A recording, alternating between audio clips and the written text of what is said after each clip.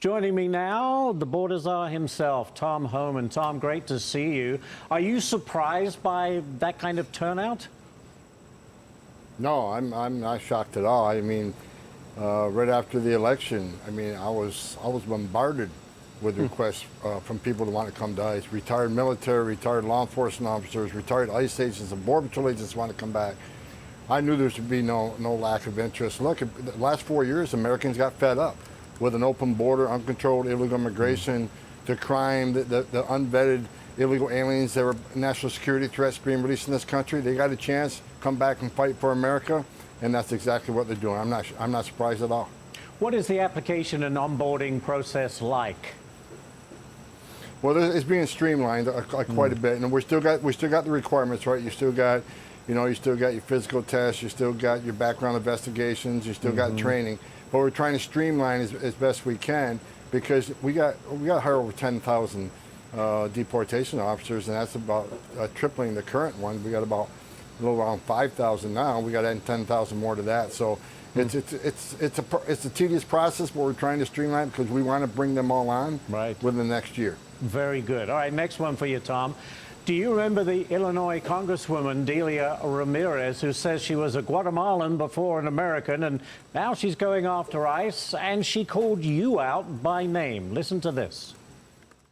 In my own district, in District 3, we've stood up rapid response efforts to defend our communities against Trump. It's why Tom Homan hates me so much. He hopes that we don't know our rights so they can violate them. Well, Tom Homan, let me tell you, all over the country, we will continue to stand up for our rights, and we will continue to call out the terrorist organization that is ICE. All right, Tom, have at it. What's your response? I don't even know who she is. That's how meaningless she is to me, for God's sakes. And look, she can stand up all she wants, but she better not impede. She better not cross the line. Look, I looked at the numbers this morning. We got a historic number of criminal prosecutions on people impeding and interfering ICE and during enforcement operations, so we're going to keep doing it. President Trump made a promise, zero tolerance. You can hate ICE all you want. And here's what I'll say. As a member of Congress, calling ICE terrorists for enforcing the laws that you enacted, Congress created? I mean, for God's sakes, I mean, she's just proven to American people how not smart she is. But she's not going to stop what we're doing. You just saw 100,000 American patriots wanting to join ICE. We're coming to every sanctuary city of this nation. We're already there, but as I said before, we're doubling, tripling down on sanctuary cities, including her area. We're not going to stop doing what we're doing. President Trump, through ICE, is making this country safer. Every day, every public safety threat we take off the street makes her community safer. So you're welcome. All right, Tom, one more for you. In Houston, ICE has arrested, more than 150 illegal migrant gang members in just the first 6 months under Trump. That, by the way, a 375% increase compared to Joe Biden. And yet you have those people like Ramirez who call ICE terrorists while trying to protect people that could very well be members of gangs. I mean, what does that message tell you? That tells me she's not very smart. First of all, it's just incredibly stupid to be against ICE for removing gang members, public safety threats from the street.